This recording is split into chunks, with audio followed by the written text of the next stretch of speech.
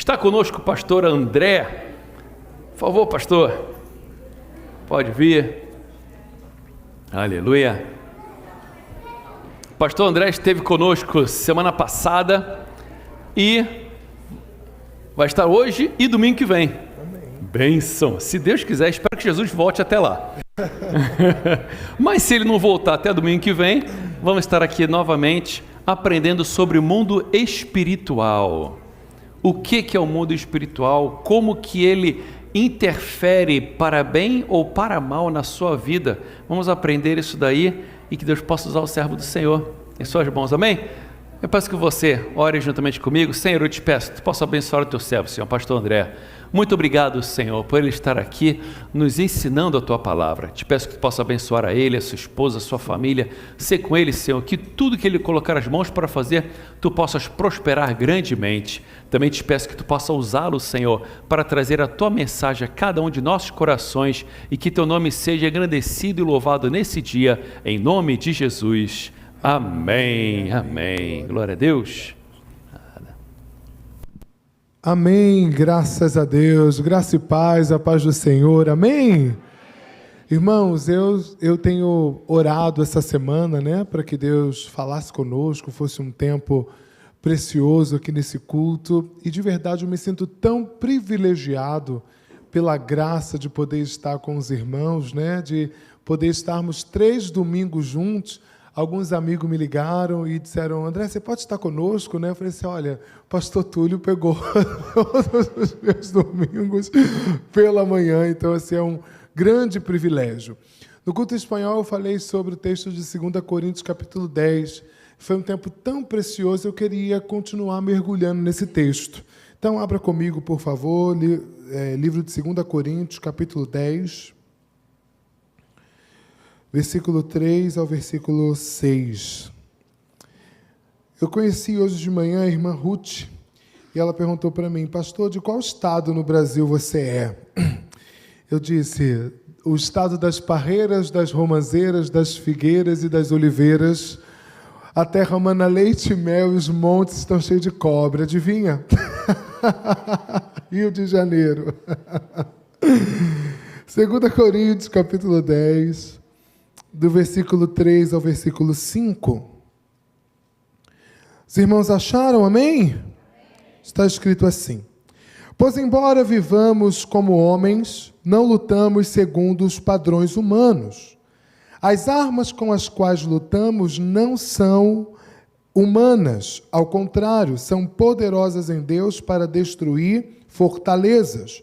Destruímos argumentos e toda pretensão que se levanta contra o conhecimento de Deus, e levamos cativo todo pensamento para torná-lo obediente a Cristo.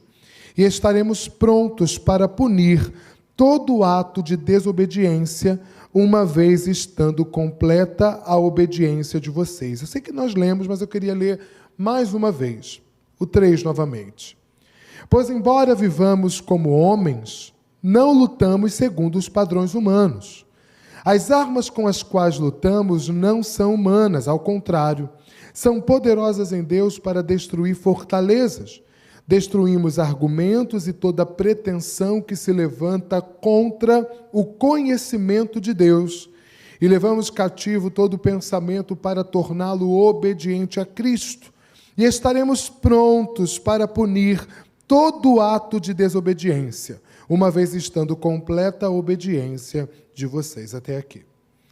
Amados, eu acho interessante que quando nós vamos falar sobre mundo espiritual, batalha espiritual, ou qualquer uma dessas áreas, que a primeira coisa que precisamos entender é que o mundo espiritual é composto de um dualismo, há um paralelo. Quando nós olhamos para a temática, percebemos que esse mundo espiritual, esse reino espiritual, é dividido em 2 classes, em 2 tipos. Nós temos o reino da luz e o império das trevas. Todo reino, todo império é composto de reis e súditos. No império das trevas, nós temos Satanás como esse rei, e os súditos são todos aqueles que andam na prática da desobediência. E o reino da luz é constituído por um rei, que nós podemos chamá-lo de Jesus, e os seus súditos são aqueles que praticam a obediência. Mas obediência a quê? Obediência ao quê? Obediência a quem? Claramente a palavra de Deus e seus mandamentos. Quando nós olhamos para as Escrituras, percebemos que toda promessa ela é condicionada. Toda promessa que Deus faz a seu povo, toda profecia, toda palavra profética é carregada de uma condição. Quando nós olhamos, por exemplo, para Deuteronômio 11, Deuteronômio 28, vamos perceber que toda promessa feita ao povo era carregada de: se você guardar esses mandamentos que eu te dou, você vai prosperar no campo e na cidade, você vai ser bem-sucedido onde você estiver. Agora, se você não guardar, você não será. Então, toda promessa, toda profecia, toda palavra direcionada aos homens está estabelecida sobre uma condição. Qual é a condição? Obediência a esses mandamentos. Então, quando o apóstolo Paulo está usando aqui no versículo 6 do texto que lemos, que essa prática, dessa luta e desse entendimento espiritual define os filhos da obediência e os filhos da desobediência, lembramos desse dualismo que existe no mundo espiritual. Sim, o mundo espiritual é dividido em dois reinos. Se eu não estou em um, eu estou em outro.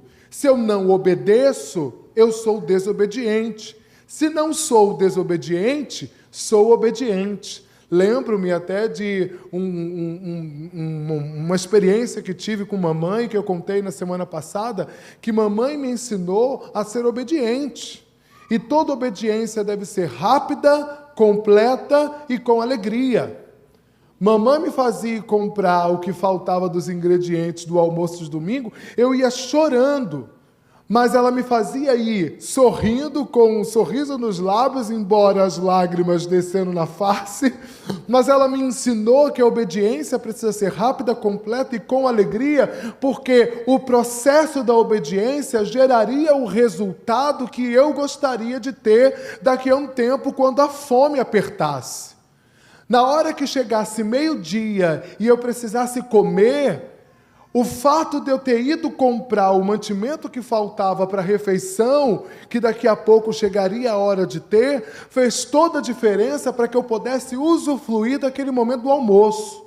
Embora eu não quisesse parar de brincar para ir comprar o ingrediente que faltava para o almoço ficar pronto, o processo de obedecer gerou o resultado que eu esperava. Então, a obediência, embora pareça ruim, ela é o motivo por colhermos as bênçãos que colhemos, porque sem obediência não teria bênção. Então, o que define se uma pessoa está no império das trevas ou no reino da luz é justamente a sua disposição em obedecer mandamentos, ponto. Então, o reino espiritual tem esse paralelo, tem esse dualismo e ele existe. Só que quando nós pensamos nisso, nós entendemos que Satanás não descansa. Entendemos que o mundo espiritual não para. Entendemos que ele está constantemente funcionando. E como que trabalham os espíritos malignos para que nós sejamos seduzidos e muitas vezes até atraídos novamente para o império das trevas? É interessante que todos nós aqui talvez conheçamos alguém que já se desviou. Alguém que um dia esteve na casa do Senhor, mas por algum motivo desistiu da fé.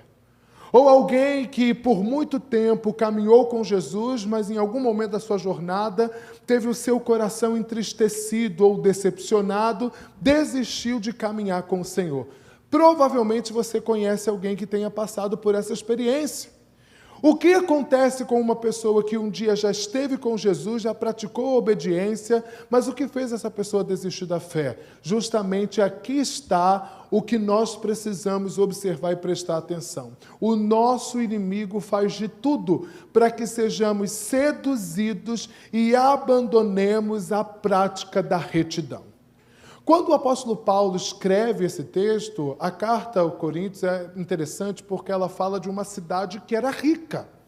Ele está falando para a gente que tem recursos financeiros. A cidade ela tinha um istmo, que era a conexão de duas extremidades que envolvia água, ou seja, porto, era uma cidade portuária, onde chegavam embarcações com muitos comerciantes. Era uma cidade de comércios, uma cidade próspera, mas ao mesmo tempo idólatra e pagã.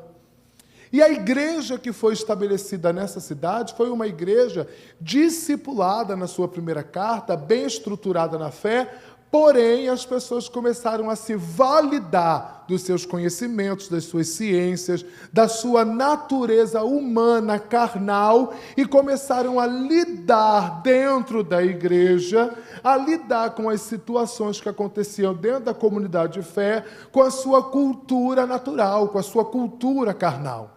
E uma das coisas que fizeram foi caluniar e injuriar o apóstolo Paulo, porque ele tinha dito que visitaria essa igreja, mas ele estava preso. Como que ele visitaria os irmãos estando preso? E a partir disso, de ter dito que visitaria os irmãos, mas não foi, alguns irmãos, alguns homens da igreja de Corinto, começaram a caluniar, começaram a difamar o apóstolo Paulo. Dizer, esse aí não é apóstolo nada, esse aí não tem o ministério do apostolado, esse aí não foi vocacionado. Começaram a denegrir a imagem de Paulo. E Paulo, alguns capítulos anteriores, vai escrever para o líder da igreja de Corinto, ou para os líderes da igreja de Corinto, dizendo o seguinte: deem um jeito nesses irmãos, porque se vocês não derem um jeito nesses irmãos, eu, quando chegar aí, eu vou dar. Olha que interessante. Paulo estava se lembrando da época que ele era conhecido como o matador de cristãos. Imagino eu a revolta que ele sentiu depois de tanto sofrimento, de tanto padecer em favor de Cristo e da sua igreja, ficar sabendo que alguns irmãos estão pondo em prova o seu ministério apostólico pelo fato dele não ter conseguido ir visitar essa igreja porque estava preso por causa do ministério de Cristo. Ele se sente ofendido. E quando ele se sente ofendido, ele escreve dizendo: deem um jeito nesses irmãos, porque senão eu vou dar. E aí no capítulo 10, ele tem uma crise de consciência, ele cai em si, e ele escreve: embora eu seja humano, as armas da minha milícia, as armas da minha batalha não são carnais, mas são poderosas em Deus para destruir fortalezas. E aqui está o grande mistério de lidar com o mundo espiritual. Não tem como nós lidarmos com coisas espirituais com uma mentalidade carnal. Mas são os nossos pensamentos, é a nossa mente que faz conexão entre aquilo que é espiritual e físico. O ponto de contato, o ponto de interferência, o ponto de conexão entre aquilo que é espiritual e aquilo que é físico está justamente na nossa mente. Como psicólogo, eu gostaria de ensinar você uma coisa. Tudo aquilo que nós vivemos, nós pensamos. O que pensamos, nós sentimos. O que sentimos, fazemos. O que vivemos, pensamos. O que pensamos, sentimos. E o que sentimos, fazemos. Todas as vezes que o diabo, de alguma maneira, quer nos seduzir para que nos tornemos filhos da desobediência, ele nos proporciona uma experiência traumática a fim de que os nossos pensamentos nos afastem do conhecimento de Deus. Vou recapitular para você entender. O mundo espiritual é feito de um dualismo, há um paralelo entre reino das trevas e reino da luz, e império das trevas. Há súditos e há reis nesses reinos. No reino da luz nós temos Jesus e os súditos são aqueles que praticam a justiça e a obediência. No império das trevas está Satanás como rei e os súditos são os desobedientes. Quando nós entendemos isso, Satanás está tentando os homens, provocando os homens, para que esses obedientes, esses justos, esses retos, se tornem desobedientes e transicionem, mudem de reino. Quando o apóstolo Paulo está ali pagando preço pelo ministério, assumindo a vocação apostólica, preso por causa da igreja, porque ele vai dizer várias vezes: se alegrem nos meus sofrimentos, porque os meus sofrimentos estão gerando uma glória para vocês. E no meio de seus sofrimentos, das suas aflições, Paulo recebe a notícia que está sendo caluniado, injuriado, e ele diz em seu coração: eu estou aqui padecendo por este povo, e é assim que este povo me trata. Então ele diz: deem um jeito neles, porque senão eu vou dar. Mas logo depois ele diz: isso é uma isca, isso é uma cilada. Essa situação, essa experiência, essa vivência é uma cilada para que eu, caindo nessa cilada, automaticamente eu deixe de ser, como o apóstolo Paulo diz no versículo 6, alguém que anda em obediência, me torne praticante da desobediência, da prática do pecado, da injustiça, da impureza, da imprudência, da tolice, da falta de sabedoria. Isso é uma isca para que a partir do momento que eu morda dela, que eu coma ela, eu seja atraído para sair do império, do reino da luz, de ser um súdito de Jesus, e me torne um súdito de Satanás, andando na mesma provocação daquele que me tentou. Então, quando ele entende isso, ele vai dizer: embora eu seja humano, embora eu queira lidar com as mesmas armas que essa pessoa lidou comigo, embora eu queira fazer com ela a mesma coisa que ela fez comigo, embora eu queira retribuir a ela aquilo que ela me fez, embora eu seja humano, as armas da minha milícia não são carnais, mas são poderosas em Deus para destruir fortalezas. Porque o lugar onde há conexão do espiritual com o físico é a minha mente. O lugar onde há conexão do sobrenatural com o natural está na mente. O lugar de interferência, o lugar onde aquilo que não existe e passa a existir está na mente. E o diabo faz de tudo para que a minha mente seja transformada negativamente, se torne impura, maldosa, injusta, para que automaticamente, em vez de eu ser aquele que cria com Deus aquilo que Deus quer que se manifeste na terra, eu passe a criar aquilo que o diabo quer que seja criado. Eu digo em um dos meus livros, Os Colaboradores de Deus, que a partir do momento que Deus criou os homens, todas as coisas que Ele fez, a partir do momento que Ele nos criou, Ele fez por intermédio do faça. Todas as coisas antes dele criar os homens, Ele fez por intermédio do haja. Ele disse: haja luz, haja divisão das águas, águas de cima, águas de baixo, os animais das águas de baixo, os animais nos céus. Todas as coisas que Ele fez por intermédio do haja. Provas bíblicas disso está em João 1 e Hebreu 1. Você lembra? No princípio era o verbo estava com Deus e o verbo era Deus.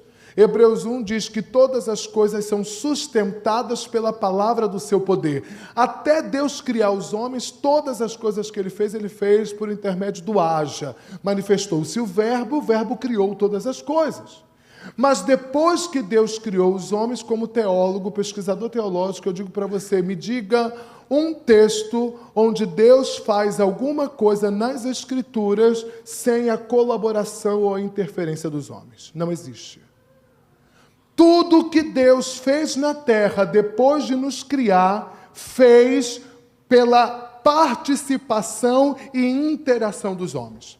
Ele disse para Abraão: atravessa a Mesopotâmia e vai para o lugar que eu vou te mostrar. Ele disse para Moisés: já libertar o meu povo que está no Egito. Ele disse para Noé: construa uma arca. Ele disse para inúmeros homens. No livro de Juízes, pelo menos uns 7 homens foram usados por Deus para a restauração do povo de Israel depois de terem caído na idolatria, na feitiçaria, na perversão sexual, na desobediência. Todas as vezes que Deus foi fazer alguma coisa na terra, agora, depois de ter criado os homens, Ele chama os homens para participar com Ele. Agora, para que isso fosse possível, era necessário ter a mente de Deus, os pensamentos de Deus. Por isso que Jeremias 29:11 vai dizer: bem sei eu os pensamentos que tenho a respeito de vós. Pensamentos de paz e não de mal, de dar a vocês uma esperança e um futuro. Deus tem pensamentos a respeito de nós e Ele deseja compartilhar os seus pensamentos conosco. Mas o diabo faz o quê, irmãos? Prepara situações para que essas situações que nós enfrentamos seja capaz de mudar a nossa maneira de pensar. A grande dinâmica do mundo espiritual é criar situações na sua vida para que essas situações criem acorrentamentos na sua mente, para que você nunca mais consiga pensar de acordo com os pensamentos de Deus. Então eu sou rejeitado no ventre materno, eu nasço e sou rejeitado pelos irmãos, e aí eu sou rejeitado na escola, eu sou rejeitado no ambiente religioso, eu sou rejeitado no trabalho, eu sou rejeitado pela esposa, pelo esposo, pelos filhos, eu vou sofrendo rejeição a vida inteira, até que eu construo um pensamento de que realmente ninguém me ama, inclusive Deus não gosta de mim. Você lembra que eu disse que aquilo que eu vivo, eu penso? Então o diabo faz de tudo para que você viva experiências que determinem a sua maneira de pensar. E o diabo não incorpora fisicamente. Fisicamente, o diabo não cria um corpo físico. Para que o diabo trabalhe e opere na vida de alguém ou contra alguém, ele precisa usar pessoas. O diabo usa pessoas para que essas pessoas nos façam viver mais experiências e essas mais experiências criem em nós um bloqueio mental.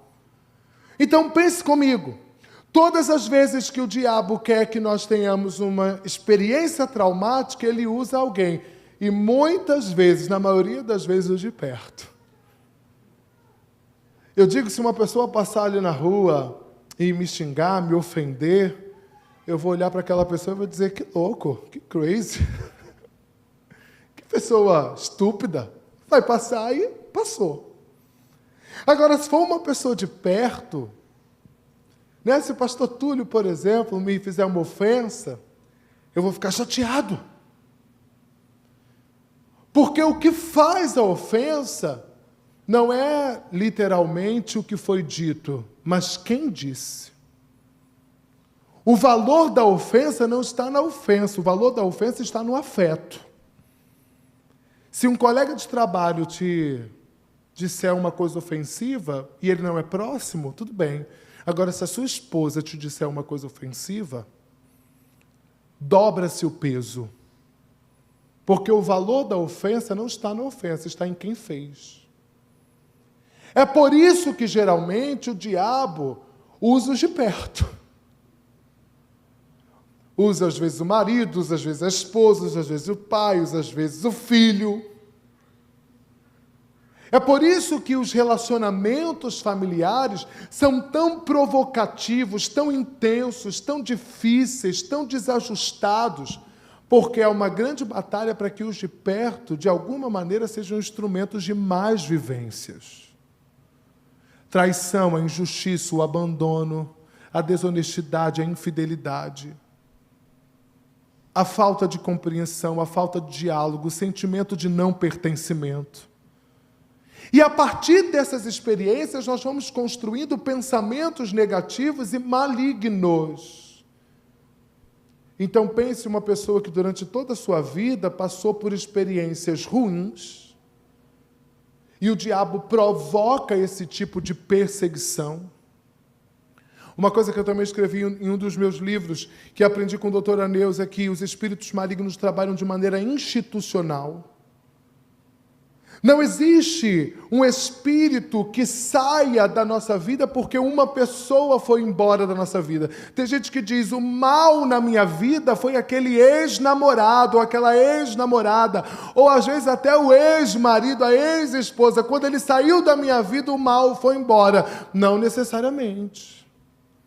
Só mudou o personagem, só mudou a pessoa, porque o espírito da ofensa que quer que você morda a isca, continua ali, usando outro tipo de gente, usando outro tipo de situação, usando outro tipo de circunstância, porque a vontade do diabo é que você ceda à desobediência. Então, quando, de alguma maneira, Paulo vai dizer que, embora ele seja humano, ele está lutando contra essas situações que constroem fortalezas, essas fortalezas não foram construídas de pedra e tijolos. Essas fortalezas, elas foram construídas através de pensamentos mentirosos. Em algumas versões, no lugar de fortalezas, nós encontramos a palavra sofisma.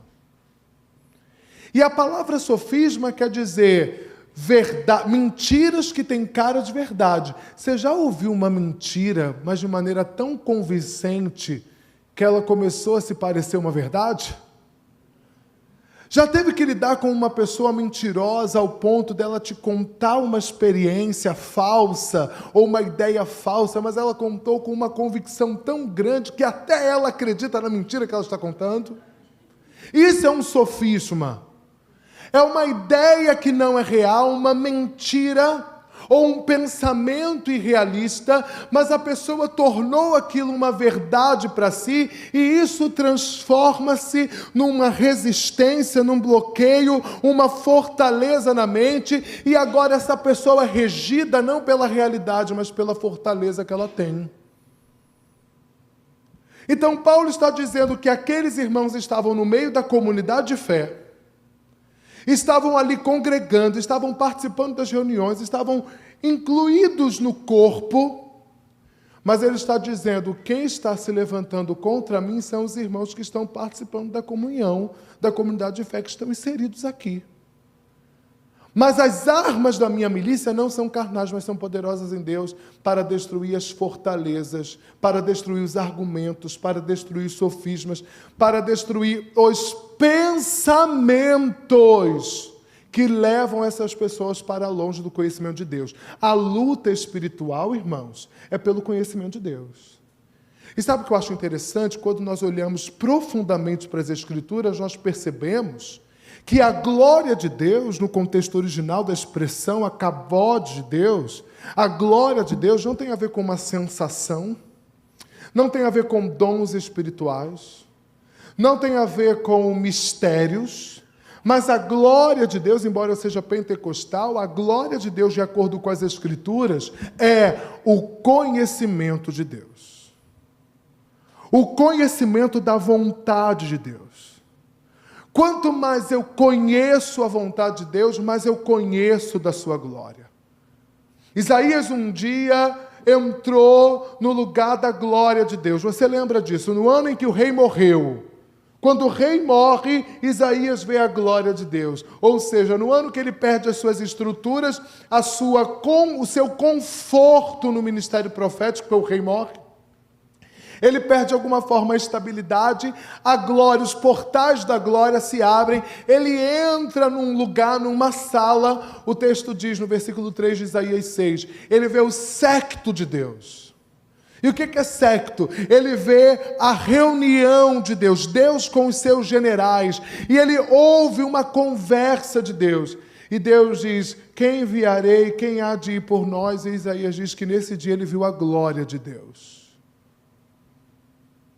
A glória de Deus está relacionada a conhecer a vontade de Deus, o conhecimento de Deus. O que Satanás quer é que não conheçamos aquilo que Deus tem conosco, aquilo que Deus é para nós, e também que nós não conheçamos aquilo que Deus nos criou para ser. A luta que nós temos é puramente na mente. A mente é essa conexão entre o espiritual e o material. É a partir da mente que temos, que nós vivemos as batalhas que temos. É na mente que nós vencemos ou é na mente que nós perdemos. E essa luta na mente se dá pela qualidade dos pensamentos que temos. Se são bons pensamentos, vencemos. Se são maus pensamentos, perdemos. Então, por isso que as experiências que tenho se tornam iscas. Porque a partir do momento que eu sou traído, a primeira resposta que os espíritos malignos me dão e me oferecem é a ideia de traia também. É uma resposta instintiva, uma defesa que nós criamos no sentido de eu não posso sair lesado e prejudicado dessa situação. Se sou ofendido, a primeira resposta que tenho é: vou ofender também. Tinha uma irmã na igreja que uma vez ela chegou para mim e disse assim: pastor, eu estou tranquila. Carioca é uma graça, irmãos. Ela disse: pastor, eu estou tranquila, mas não pisa no meu calo não, pastor. Porque se pisar no meu calo, eu rodo a baiana. Eu disse: irmã, pensei que você já tinha sido liberta dessa entidade.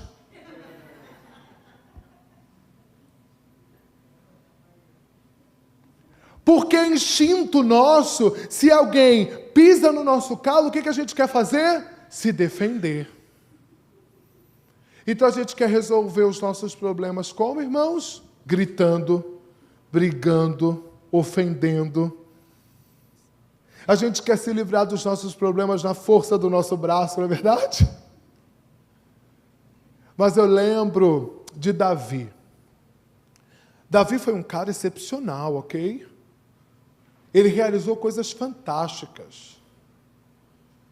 Você vai em Israel, celebram Davi com grande alegria.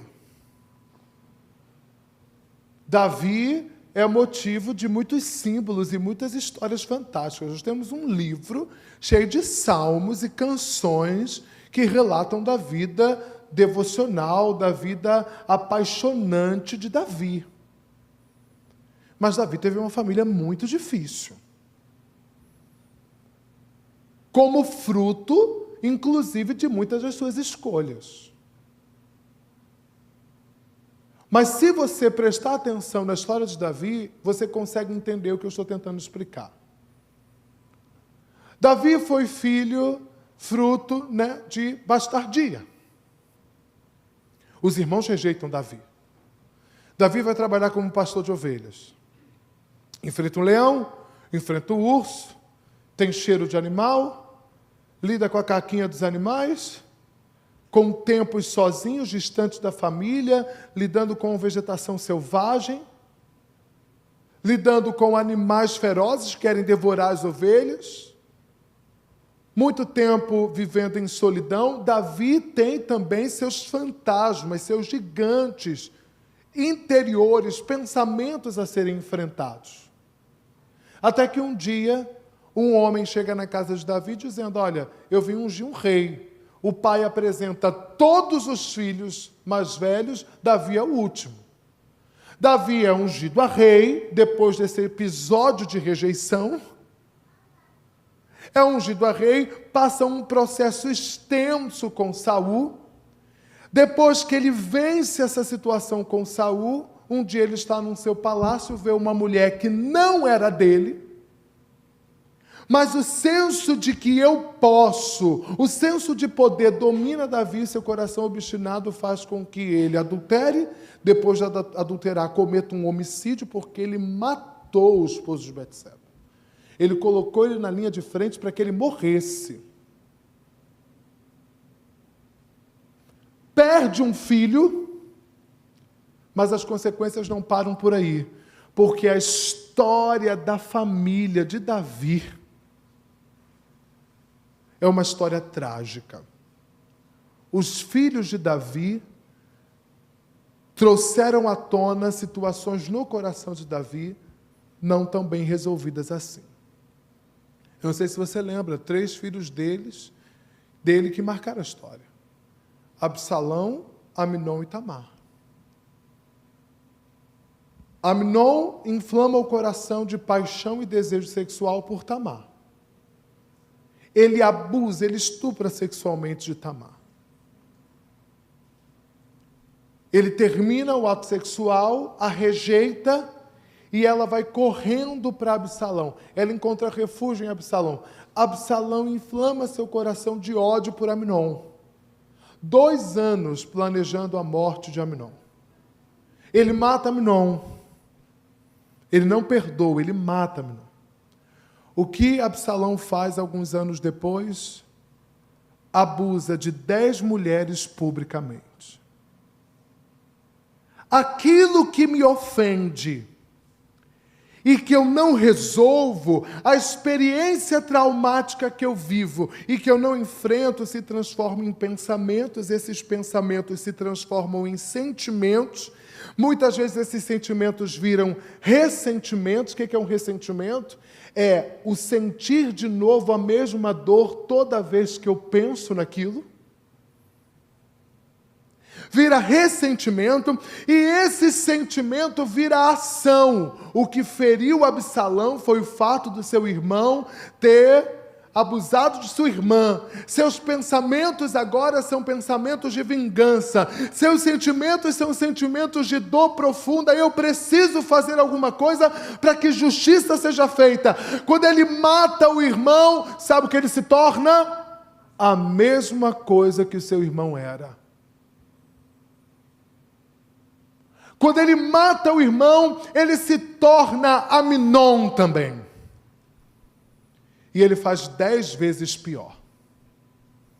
É aqui que nós chegamos. O ponto crucial do mundo espiritual está aqui. O que define um filho da obediência, o que define um filho da desobediência, é a capacidade de lidar com as batalhas espirituais que nós enfrentamos de maneira espiritual. Lutas, adversidades, crises, barreiras, enfrentamentos, calamidades, todos nós enfrentaremos diversas. Dias difíceis, dias maus, gente atribulada vai bater na sua porta constantemente. O diabo vai usar tudo que é tipo de gente para te afrontar. Os de perto, na ausência dos de perto, os de longe. Satanás sondou o coração dos 12 discípulos até que encontrou o de Judas. Mas ele rodeou e sondou o coração dos 12, até que encontrou o coração de um. O diabo vai sondar o coração de todos que estão perto de você. Estou contando agora para que você não se decepcione no futuro. Pessoas de perto todos os dias são tentadas pelo diabo para trair você. Se você não leu Atos capítulo 1, leia, por favor. Atos capítulo 1 vai falar justamente sobre isso. Que na morte de Judas, que o texto sugere que ele se suicidou, o texto diz que ele se precipitou. Na morte de Judas, o texto vai dizer, e o ministério e o apostolado que estava com Judas ficou disponível. Lançaram sorte e escolheram Matias, que assumiu o ministério e o apostolado que era de Judas. E aí o texto é bem claro em dizer, porque Judas decidiu pelo ministério da traição. Onde eu quero chegar, irmãos? O mal está ali. O mal existe. Eu até comentei com os nossos irmãos mais cedo que o problema é, a guerra em Israel hoje de manhã, não sei os irmãos que acompanham as notícias, se intensificou. A guerra entre a Rússia e a Ucrânia, nós até esquecemos. A nossa vida, embora as batalhas que nós enfrentamos, nós vamos nos acostumando com as lutas que vivemos. Eu tenho uma discípula que trabalha com relações internacionais e ela é especializada em conflitos de guerra. E aí saiu uma pesquisa que no Rio de Janeiro morre mais gente que um país em guerra. Mas eu moro no Rio de Janeiro. E eu não quero sair do Rio de Janeiro. Parece utopia. Mas eu amo o Rio de Janeiro. Eu gosto de praia, irmãos. Eu venho para cá no frio, teve um frio que eu chorei aqui, dizendo, Senhor, eu quero minha casa. Mas a gente se acostuma. Eu tenho um amigo aqui que disse para mim, eu nunca vou na sua casa. Ele tem pavor, só de falar Rio de Janeiro, ele tem pavor. Ele vai em Minas, vai na Bahia, vai falou, nem escala eu faço no Rio de Janeiro. Quem está de longe, ouve as notícias, fica como? Apavorado. Mas quem está vivendo a situação se adapta, se acostuma e faz daquela situação uma situação normal. Tem gente que está com a vida espiritual pior do que o Rio de Janeiro, tá? Um monte de gente morrendo, matando um monte de gente, um caos geral, mas a gente se acostumou. Só que nós estamos em guerra. Às vezes nós achamos que o marido chega em casa, né, daquele jeito um pouco mais agressivo. E a gente diz, é o estresse do trabalho. Aí a mulher está de TPM, né? Irmã de TPM é uma benção, né? É uma legião. A gente produz, né, ciência, como psicólogo a gente também produz ciência. Eu tinha uma amiga que fez um artigo, eu estou fazendo uma pós-graduação em psicologia jurídica, e ela fez um artigo justificando alguns assassinatos que algumas mulheres cometeram no período de TPM. Então, funciona como um aspecto de absorção. Aí a gente diz, é a TPM.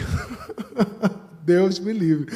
Minha esposa começa nesses dias, eu compro um caminhão de chocolate, deixo o cartão de crédito disponível e sumo.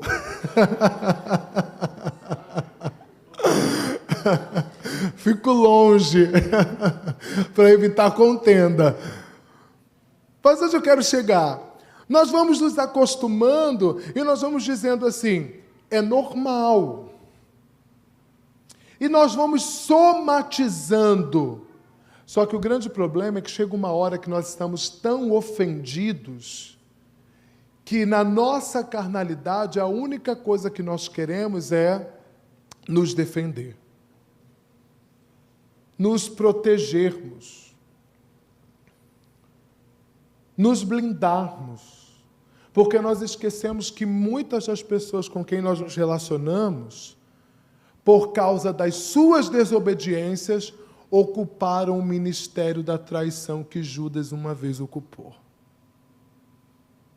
E até nós ativarmos o nosso discernimento espiritual para identificar que alguém está sendo usado pelo diabo, até lá o que já aconteceu? Nos ofendemos, nos defendemos, brigamos, gritamos. Então a gente grita com o marido, grita com a esposa, grita com o filho, grita com o pai, grita com a mãe, uma verdadeira confusão, e grita com o patrão, e nós vamos sendo lesados, porque quanto mais nós mordemos a isca e vamos sendo ofendidos e lutando com armas carnais, batalhas espirituais, mais aprisionados nós nos tornamos. Mais cativos nós vivemos. Irmãos, eu tenho certeza que essas 3 semanas são semanas de libertação. E a gente está pensando que libertação é expulsar demônios, né? A gente pensa que libertação é isso, não. Mas libertação é soltar as amarras. E um crente vive em libertação. A gente diz assim, não, libertação é para o não crente. Não, não crente precisa de conversão. O não crente precisa aceitar Jesus. E eu que sou crente, eu preciso de libertação. Libertação do jugo, libertação das mentiras, libertação dos pensamentos que foram construídos na minha mente através dos anos, das experiências dolorosas que me fizeram agir da forma como eu ajo. A falta de resolução da vida de Davi fez como consequência que ele gerasse a família que gerou. A falta de resolução na vida de Absalão fez com que ele fizesse 10 vezes pior do que o irmão que o ofendeu.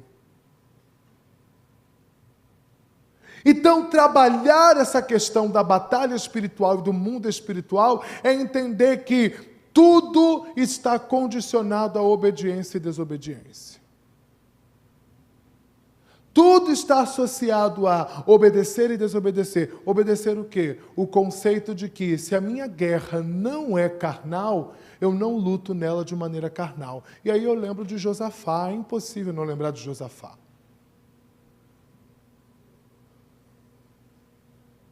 Josafá estava numa batalha, 5 reis amontinados. Se juntaram contra ele, ele desesperado, o que farei agora? O Senhor diz para eles, manda todo o pessoal da linha de frente recuar, porque quem vai na linha de frente são os tangedores, os cantores.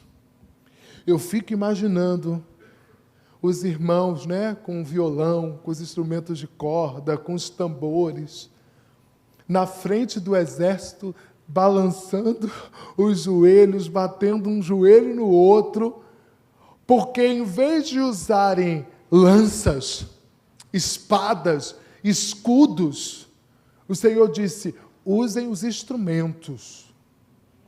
Irmão, se eu estou numa guerra e 5 exércitos estão vindo contra mim, eu vou colocar navalha até no dente.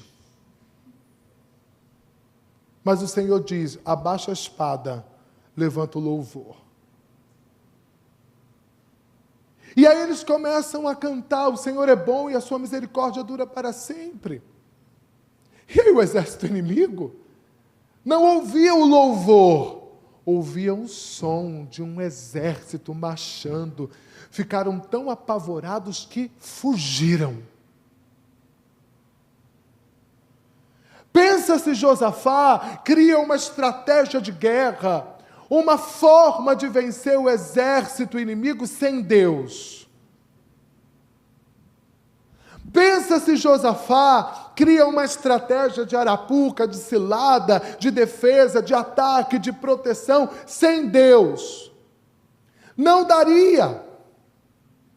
Da mesma forma, foi com Acabe, quando o rei sírio, não assírio, o rei sírio, se junta com 32 reis, lá em 1 Reis 20, 33 reis, reinos, províncias, se juntaram contra Israel.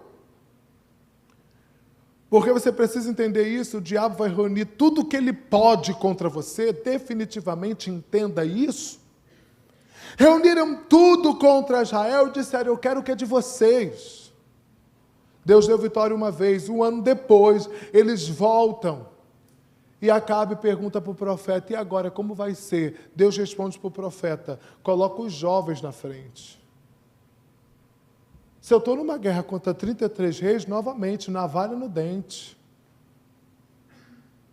Ia colocar os mais experientes para liderarem o exército. Deus disse, não, os jovens. Sabe o que eu aprendo com isso, irmãos? Sabe o que eu aprendo com isso? Existem lutas que nós estamos perdendo porque nós estamos lidando com a sabedoria que nós adquirimos ao longo da vida. Existem batalhas que nós estamos perdendo porque nós queremos vencer o diabo com as nossas estratégias humanas.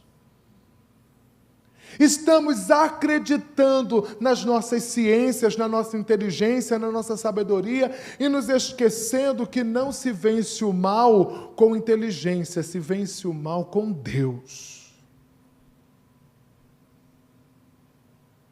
Paulo está dizendo, embora eu seja humano, as armas da minha milícia não são carnais. E Acabe vence, mais uma vez, em um dia, 100.000 homens.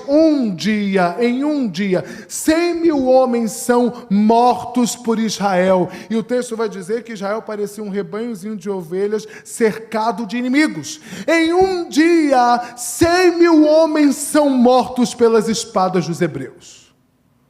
Sabe por quê? Porque obedeceram a estratégia de Deus. Existem lugares que já era para você estar, coisas que já eram para você estar vivendo, já era para você estar rompendo no sobrenatural, mas infelizmente nós temos dificuldade de discernir a hora de usarmos as nossas armas, as nossas estratégias espirituais. Abandone a sua ofensa, abandone a sua injustiça, abandone o que você viveu, solte as pessoas que você precisa soltar no mundo espiritual. Não olhe mais para trás. A última que olhou para trás virou uma estátua de sal. Lembra disso? Virou uma estátua de sal porque olhou para trás. Ficou parada no tempo. Olhar para trás nos paralisa. Eu contei de manhã um testemunho, vou repetir, de uma moça que eu atendi. Eu tinha um curso online e numa dessas matérias eu falava sobre perdão. E eu contei um testemunho meu, de que eu tinha perdoado 14 mil reais de uma dívida. Uma pessoa fez uma dívida comigo de 14 mil reais e eu perdoei essa dívida. Doeu, irmãos. Não sei se você já teve que perdoar dívidas. Doeu. Porque para eu ganhar 14 mil reais, irmãos, eu tenho que suar muito. Doeu muito. E eu perdoei a dívida. E aí eu contei no curso de perdão que eu perdoei a dívida, que eu senti uma paz muito grande quando eu perdoei. Uma irmã me ligou: pastor, eu ouvi sua aula de perdão e eu quero a sua ajuda porque eu quero perdoar uma dívida que um amigo tem comigo há 7 anos de 300 mil. Eu engasguei. Eu disse: essa oração eu não sei fazer. Meu teto é 14 mil, passou disso. Passou disso, fica difícil. E interessante, irmãos, que eu chorava, como se tivesse sido comigo. Como se eu tivesse perdoando 300 mil. Eu senti aquilo na pele, sabe? Oramos, perdoamos, ministrei ela, orei por ela, conversamos, ficou tudo bem. 2 meses passaram desse dia que oramos. Ela me ligou de novo: pastor, o senhor não sabe o que aconteceu. Ela trabalhava na Petrobras, aposentada da Petrobras já há 8 anos. Pastor, o senhor não sabe o que aconteceu. O RH, o Recursos Humanos, me ligou. Eles recalcularam o meu salário. Disseram que 9 anos antes de eu me aposentar, era para mim ter recebido um aumento que eu não recebi. E automaticamente a minha aposentadoria foi ajustada. Só que eu estava recebendo o valor antigo. Pastor, me ressarciram em 1.700.000. Ela foi gerente da Petrobras em vários países, inclusive em Moçambique. 1.700.000, irmãos. Quando ela falou isso, eu olhei para Deus e disse: Deus, e os meus 14 mil? Eu também perdoei, Deus. Não recebi nada, só experiência mesmo. Só experiência. Deus, e os meus 14 mil? Mas, irmãos, eu achei fantástico aquilo. Você está rindo que não foi com você, né? Meu sentimento de frustração na hora foi tipo assim: eu fiquei feliz pela irmã, mas disse: Deus, e o meu? Mas foi fantástico aquilo porque ela brigou muito por esse dinheiro, os 300 mil. Gritou, ameaçou, cogitou mandar a gente atrás da pessoa, bater na pessoa. A gente pensa tudo, né, irmãos? A gente pensa, dá um jeito de resolver, de ter um pouco de justiça, ver um pouco de justiça sendo feita. Quem diria que a justiça de Deus se manifestaria através do perdão? Te lesaram, te prejudicaram, te traíram, te injustiçaram, falaram mal de você. Eu tenho uma notícia para te dar. Você quer ouvir uma notícia boa? Então fica para depois, que agora vem a ruim. vão continuar.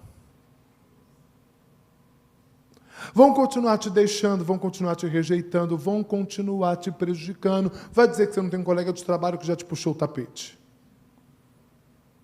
que não deu uma pernada.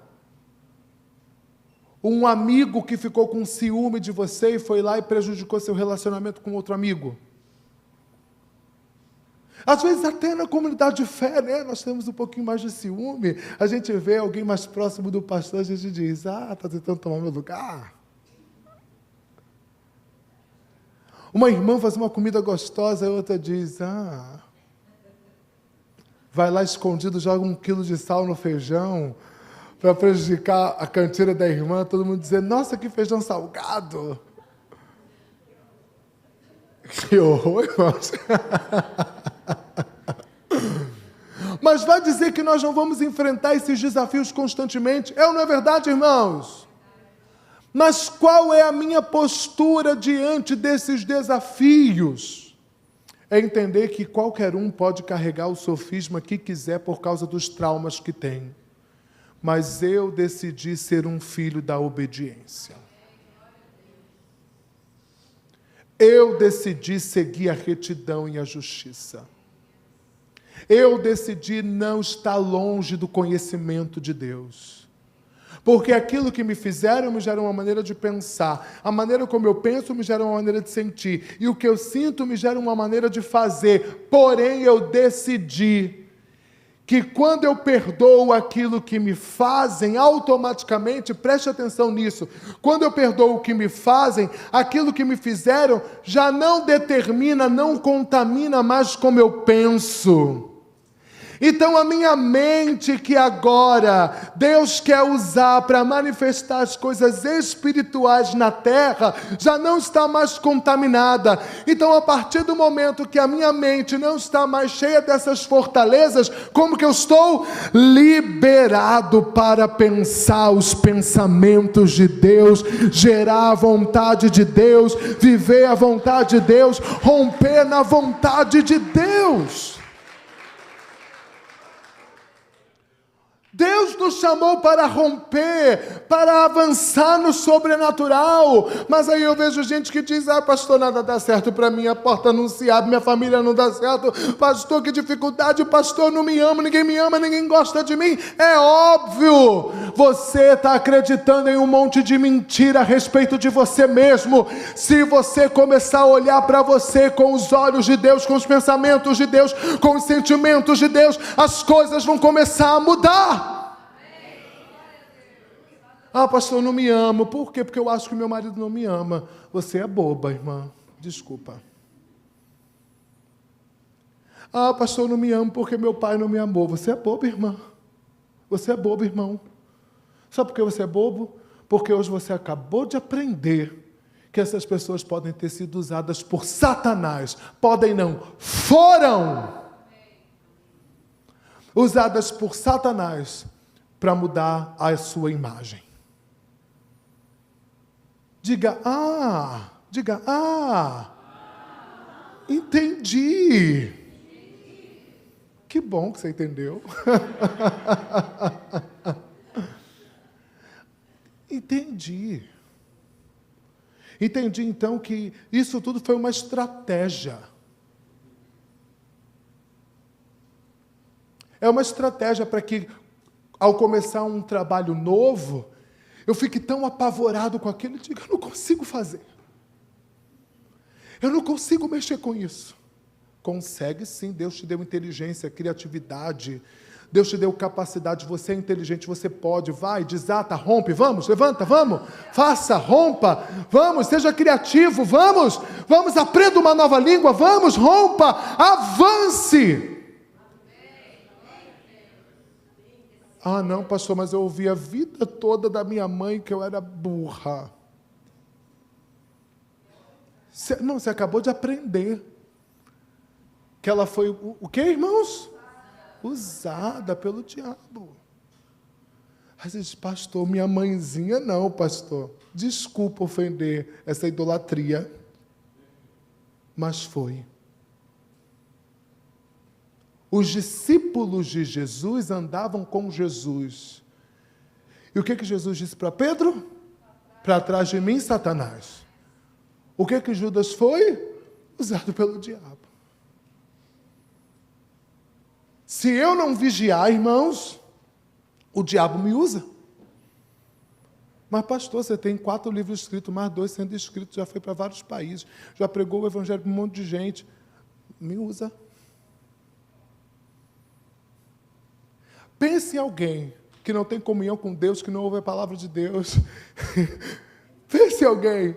Aí você fica ofendido porque uma pessoa envolvida com alcoolismo, drogadição, cheia de vícios, sem Deus, amarrada até o tutano, te ofendeu. Um dia uma pessoa veio e me fez uma grande ofensa, eu olhei para ela e disse assim: diabo, você não vai roubar minha paz. A pessoa travou na minha frente. Eu estou pregando isso, irmãos, porque eu entendi isso que eu estou pregando. Eu entendi isso que eu estou pregando. Se você não se posicionar, as trevas estão posicionadas. Em vez de você dominar, você será dominado. Para encerrar, quando eu olho para isso e vejo Paulo reconhecendo a vulnerabilidade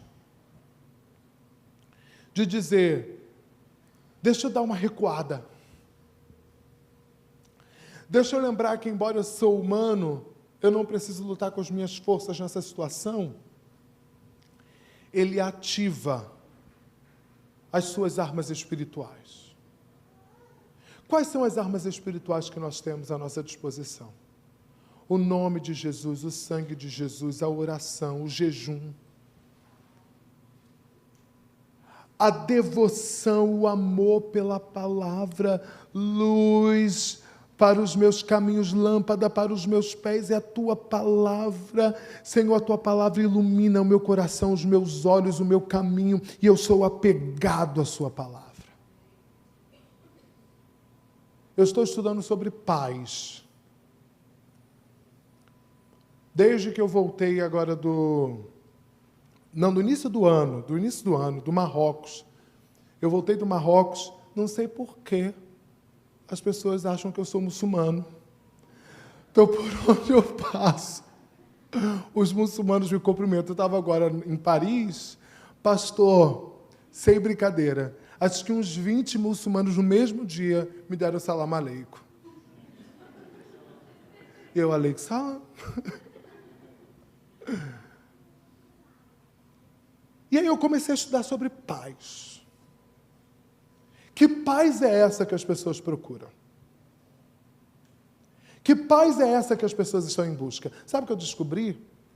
Que a palavra paz no grego, vinda da palavra no hebraico, que é shalom, quando a palavra foi traduzida como pacificadores, aqueles que fabricam, aqueles que criam paz. O que a gente entende de paz, irmãos? Eu quero viver paz, eu não tenho paz. Minha mãe tem essa frase na boca e ela fala isso umas 3 vezes no dia. Eu não tenho paz nessa casa. Eu vou sumir, eu vou embora, eu vou deixar vocês tudo aí. Eu vou deixar vocês tudo por aí. Mãe, vai pegar seus R$2 e vai sumir no mundo, né? Eu não tenho paz nessa casa. Eu chegar lá, ela tem alguma coisa para reclamar do meu pai. E meu pai, irmãos, quer que o mundo acabe em barranco para morrer encostado. O meu pai, até para andar, meu pai anda devagar. Meu pai e minha mãe é um furacão. Minha mãe conversando, parece que ela está brigando com 10 homens, entendeu? Identificou, irmã? Quando ria assim, é porque identificou.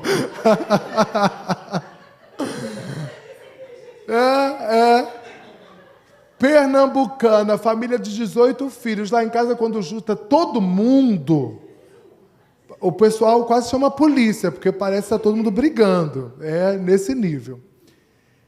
E aí, todo mundo está em busca dessa paz, não é verdade? Todo mundo quer tranquilidade e sossego. Mas você pode estar numa rede, tomando água de coco na beira da praia e ainda assim não ter paz. A paz não é externa.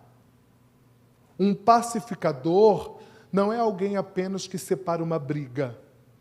Mas um pacificador é alguém que produz no seu interior paz. Um pacificador é um produtor de paz. Pastor, nós estamos numa guerra.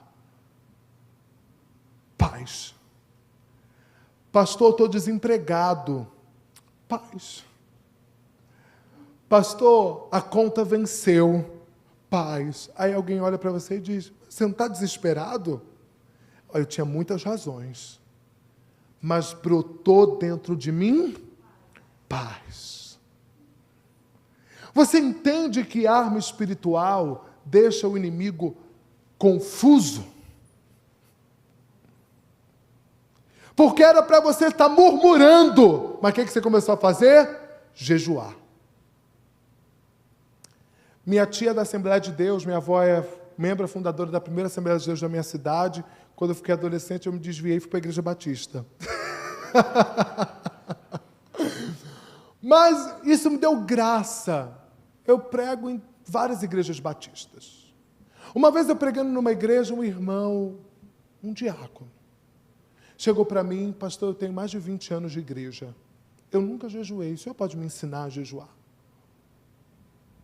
Eu olhei para ele, eu disse, como que alguém passa 20 anos na igreja e nunca fez um jejum? Irmão, como é que você viveu esse tempo todo? E as suas guerras espirituais? Guerras espirituais? Eu disse, meu Deus, é pior do que eu pensava.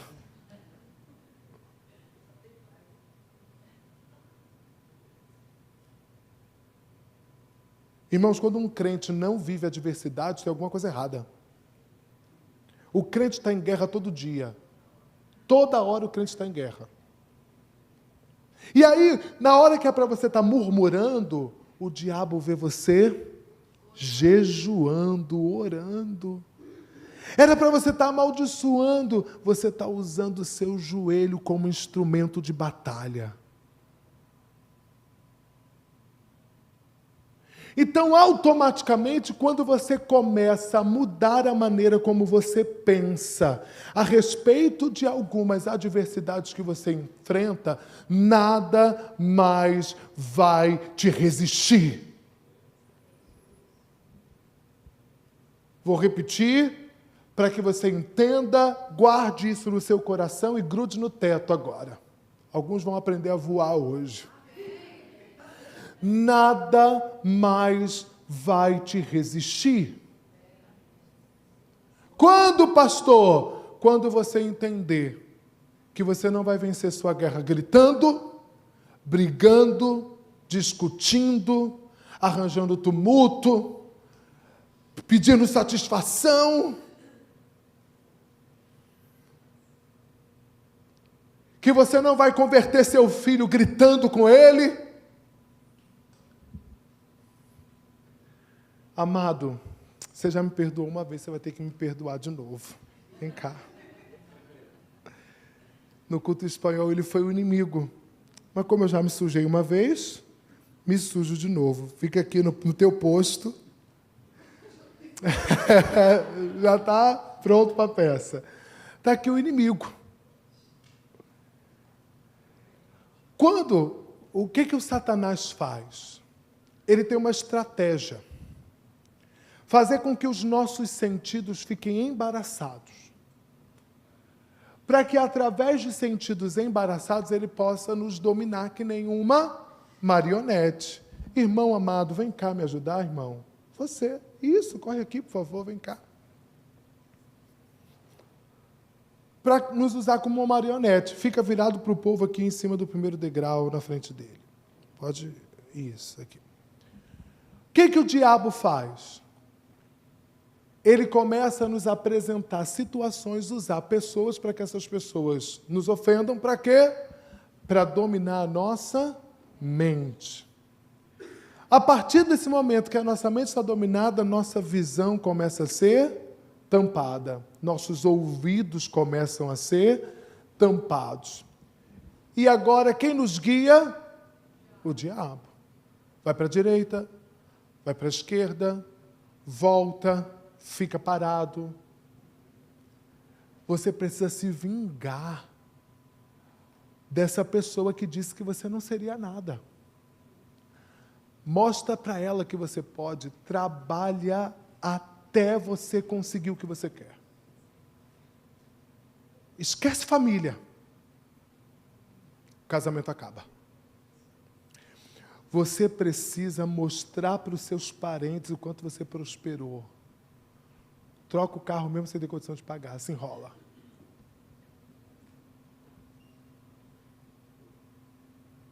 Você está novo.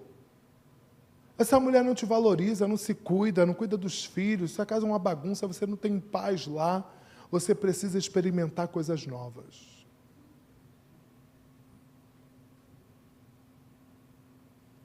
E ao mesmo tempo que a nossa mente está sendo dominada, o que acontece, irmãos? O diabo vai enviando gente, situações.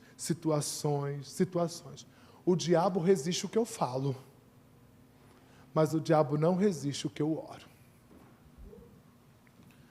O diabo resiste o que eu falo, mas o diabo não resiste o que eu oro. Porque quando eu falo é o André falando. Mas quando eu oro em nome de Jesus, os demônios se submetem. A primeira coisa que acontece quando eu começo a orar e a jejuar é as amarras caírem. Caem as amarras dos ouvidos, caem as amarras dos olhos, e os olhos que estavam fechados os olhos, irmãos. Fecha o olho. E os olhos estavam fechados, acontece o quê, irmãos? Se abrem. Eu não posso mudar o que essa pessoa pensa, mas eu posso orar para que as amarras que prendiam ela e impediam ela de pensar os pensamentos de Deus caiam e ela seja livre para pensar com a mente de Deus. Aleluia! Muito obrigado. Aleluia! Aleluia! Então hoje Deus está nos colocando na rota certa de novo. A gente vai jejuar mais, né, irmãos? Então eu queria te fazer um convite. O pastor Túlio tem jejuado todo domingo. Jejue também. Sabe aquele cafezão que você estava tomando antes de vir para a igreja? Diz, Senhor, eu te entrego o meu cafezão. Amém. Ore também, jejue dia de semana. Faça um jejum de 12 horas, vai aumentando, depois 16, depois 24. Jejue delícias, tire coisas do seu cardápio. Faça um jejum de 21 dias sem café, depois sem açúcar, sem fritura, sem refrigerante. Adquira o hábito do jejum. É uma disciplina espiritual, como o pastor Túlio disse, para fortalecer seu espírito. Jejum não dá vitória, não traz bênção. Jejum faz com que você seja fortalecido na fé e viva a santificação. Ore mais. Proclame mais, declare mais, abençoe mais, use as armas espirituais. Eu gosto de encerrar, vocês estão me conhecendo, sempre chamando as pessoas que se identificaram com alguma parte da palavra à frente. Por quê? É uma dinâmica psicológica. A gente chega no culto, a gente senta no banco e a gente faz tudo do banco, não é verdade, irmãos? A única coisa que eu louvo a Deus que vocês fazem aqui é sair do lugar para vir ofertar. Lá na nossa igreja, até o Pix, lá no Brasil é Pix, né? Até o Pix, quando a gente faz o Pix, eu peço aos irmãos para virem colocar a mão na caixa do gasofilaço. Por quê? para que a pessoa programe a mente, ela entenda, eu estou me movendo para isso. A gente pode orar com você sentado no mesmo lugar, vai gerar o mesmo efeito. Mas o fato de você sair do seu lugar dizendo, eu quero essa palavra, eu entendo que essa palavra é para mim, e você anda à frente, gera em você um pensamento, vira uma chave, eu tenho que me mover nessa palavra. Entendeu? Então, pastor, eu quero me mover nessa palavra. Eu entendi que eu preciso usar essas armas espirituais. Então, sai do seu lugar e vem orar comigo aqui na frente. Você pode vir para cá se você quiser.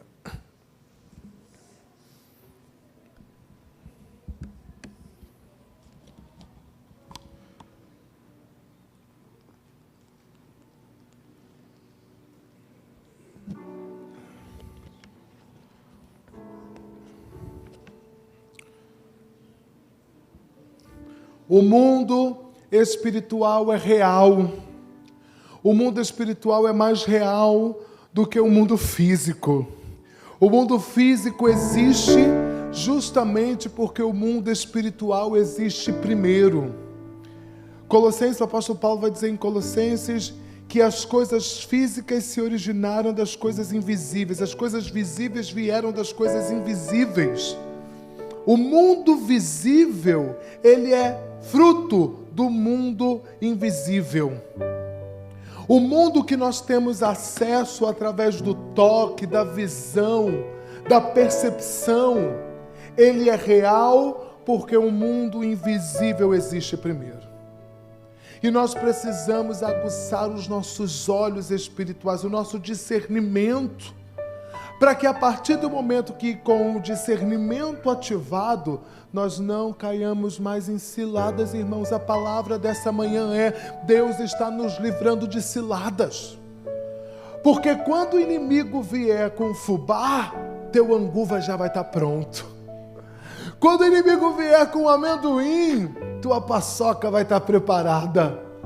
O que eu quero dizer, quando você conhece o mundo espiritual e tem discernimento, em vez de ser pego por presa, em vez do inimigo correr atrás de você, é você que passa a correr atrás do inimigo, colocá-lo ele no lugar, ele passa a ter medo de você. Isso é bíblico, porque o inimigo morreu de medo de Gideão por causa de um sonho que sonharam com Gideão.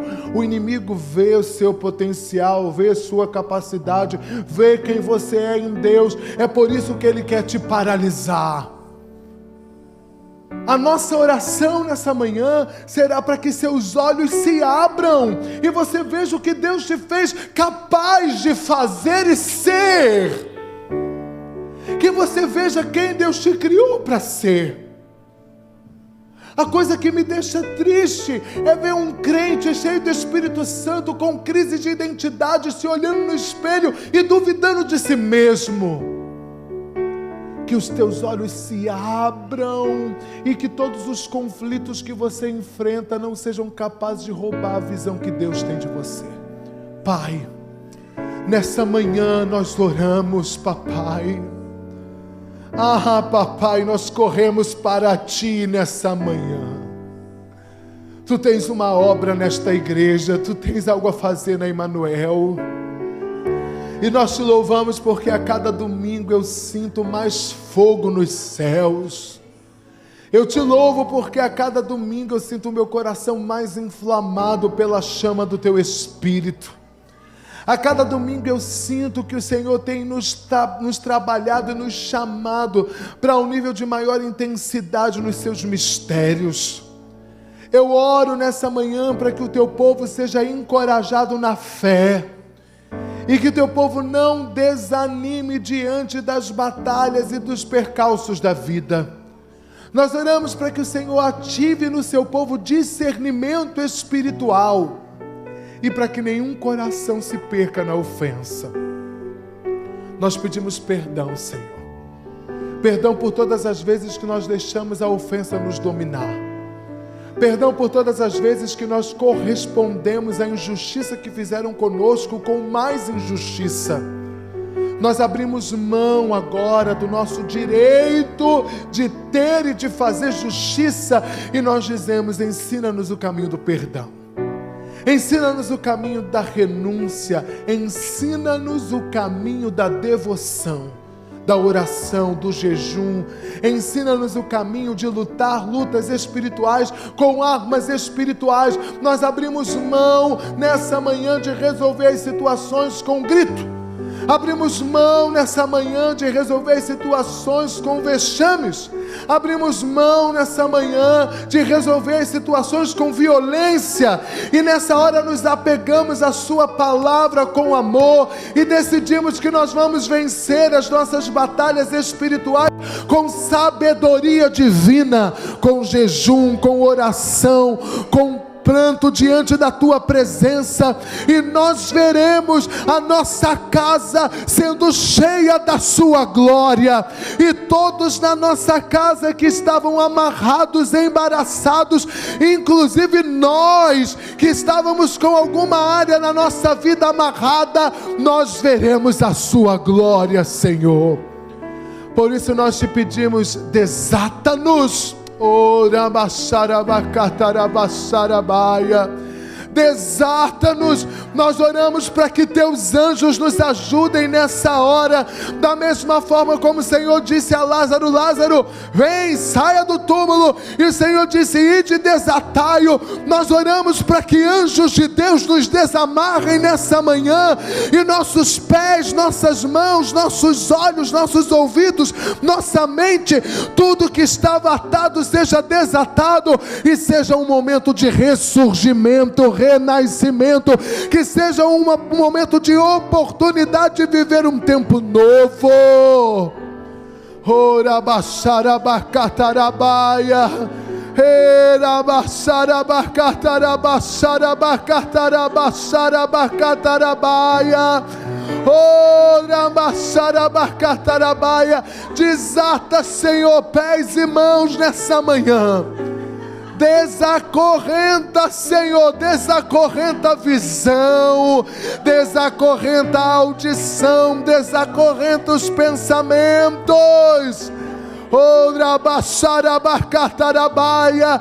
Desacorrenta os pensamentos causados pela ira, desacorrenta os pensamentos causados pelo abuso sexual, desacorrenta os pensamentos causados pelo abandono, desacorrenta os pensamentos causados pela rejeição, pela traição, desacorrenta os pensamentos causados pela pobreza, desacorrenta os pensamentos causados pelo vexame, pela vergonha que nos fizeram passar. Desacorrenta esses pensamentos hoje, Jesus. Desacorrenta, desacorrenta, desata, tira os nós, Senhor. Rabaxarabacatarabaya. Ora baixarabacatarabaya. Ora baixara, tira os nós dos pensamentos amarrados por causa da má família que tivemos.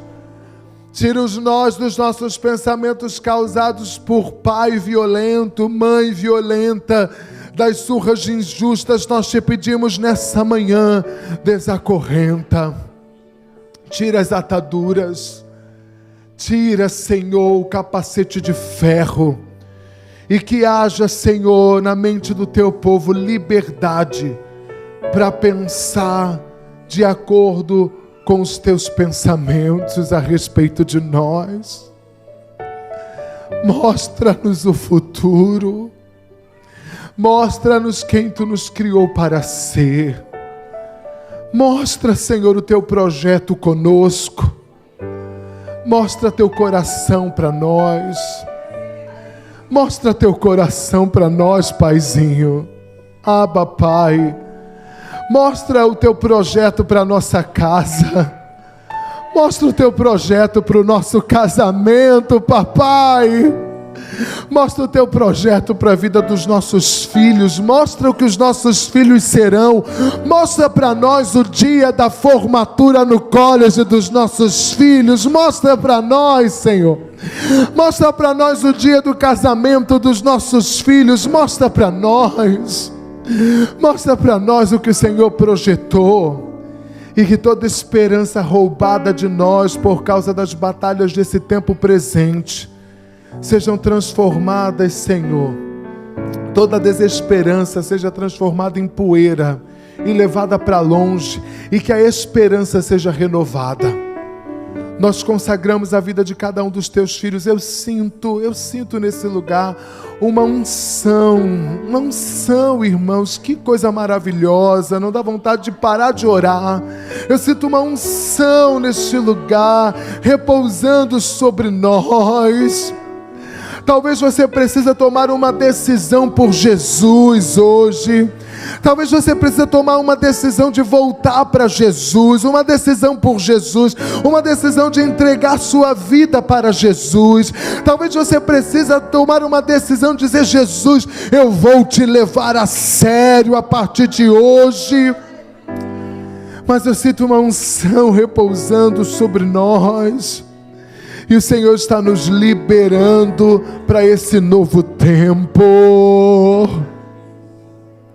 Ele está nos liberando para esse novo tempo. Nós te agradecemos, Senhor, pela sua unção que repousa sobre nós. Receba dessa unção agora, meu irmão. Receba dessa graça. Se você está com a sua família, dê um abraço no seu esposo, na sua esposa. Se você está com um amigo, dê um abraço no amigo. Se você está com seus filhos, dê um abraço nos seus filhos.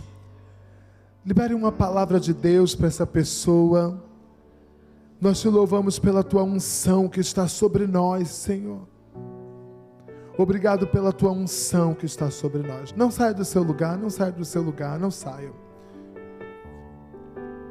Talvez tenha alguém aqui nessa manhã que precisa decidir por Jesus. Alguém que diga: pastor, eu não tinha ainda decidido por Jesus. Ou eu estava longe. Ou eu estava fora da presença do Senhor. Ou eu tinha me esfriado na igreja. Irmãos, há uma graça. Eu não sou emocionado. Há uma graça sobre nós nesse lugar. Literalmente eu via as correntes se desfazendo. Você diz: pastor, eu quero decidir por Jesus hoje. Eu quero orar por você. Levante sua mão que eu quero orar por você. Amém. Deus abençoe, minha irmã. Pastor, não sei como você pode, um irmão pode ficar com um irmão, uma irmã com uma irmã aqui do lado. Pastor, eu quero decidir por Jesus hoje. Pastor, eu quero voltar para Jesus.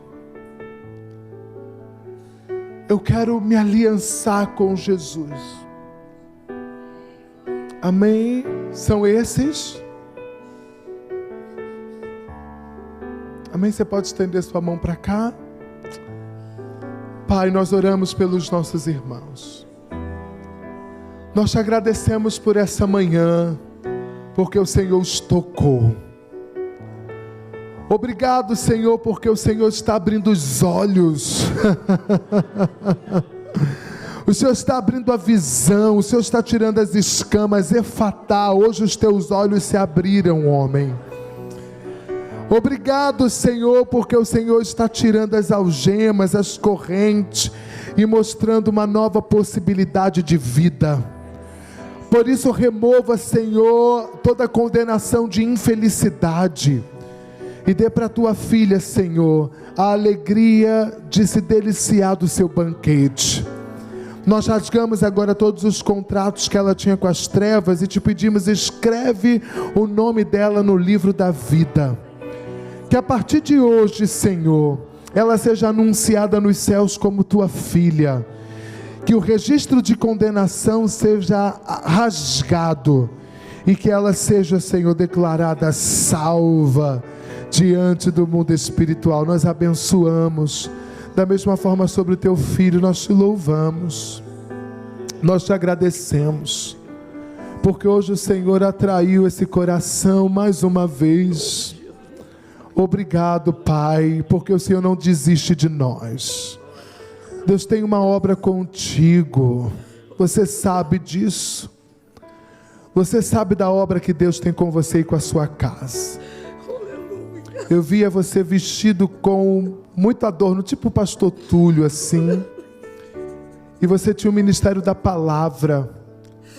E o Senhor diz para você: eu não abri mão de você, eu não desisto de você. Por isso eu te abençoo hoje, para que as correntes da decepção, da frustração, do medo, sejam arrancadas de você, e você se permita ser cuidado, ser pastoreado, ser discipulado. Eu oro para que você seja fortalecido na sua fé, e os anjos te anunciem hoje diante do Pai, dizendo: um perdido, alguém que estava longe voltou para casa hoje. Aleluia, Deus. Nós te abençoamos, meu irmão, e declaramos a bênção do Senhor sobre a tua vida. Você pode aplaudir o Senhor pela vida desses irmãos? Glória a Deus, glória a Deus, glória a Deus, aleluia, glória a Deus. Amém, irmãos? Amém, pastor. Glória a Deus, aleluia, que bênção, que bênção, que bênção. Esse é o nosso Deus.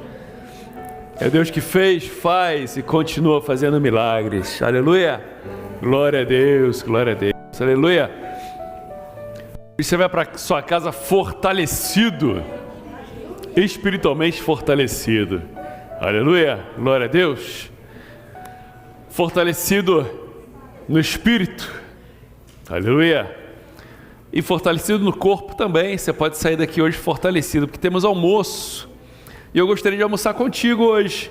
Nós temos almoço ali no basement. Eu convido a todos para que possamos fazer parte, almoçar junto, conversar junto. Como eu falei no início, não somos apenas uma igreja, somos uma família. E família senta junto, família come junto, família conversa, família tem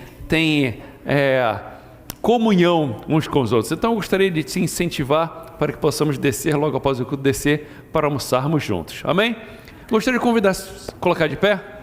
E vamos pedir a bênção de Deus sobre nossas vidas. Homens, junto comigo. Cadê? A bênção lá, colocar lá, por favor, Josué. Domingo passado as mulheres ganharam dos homens, né? Vamos ver se agora os homens vão pedir a bênção de Deus sobre sua vida. Junto comigo. Que Deus abençoe minha esposa. Que Deus abençoe nossos filhos. Que Deus abençoe nossas finanças. E que com amor e sabedoria eu possa levar minha família mais perto de Deus. Amém? Bênção, bênção. Declare a bênção na sua vida. Mulheres, vamos juntas. Que Deus abençoe meu esposo. Ó, tá vendo? Que Deus abençoe nossa casa. E tudo que temos. Que Deus abençoe nossa saúde. Que Deus me dê sabedoria para edificar o nosso lar. E que a graça de nosso Senhor Jesus Cristo, o amor de Deus nosso Pai e a comunhão do Espírito Santo seja com cada um de nós, hoje para todos sempre. Todos digam amém. Que Deus te dê uma ótima semana em nome de Jesus.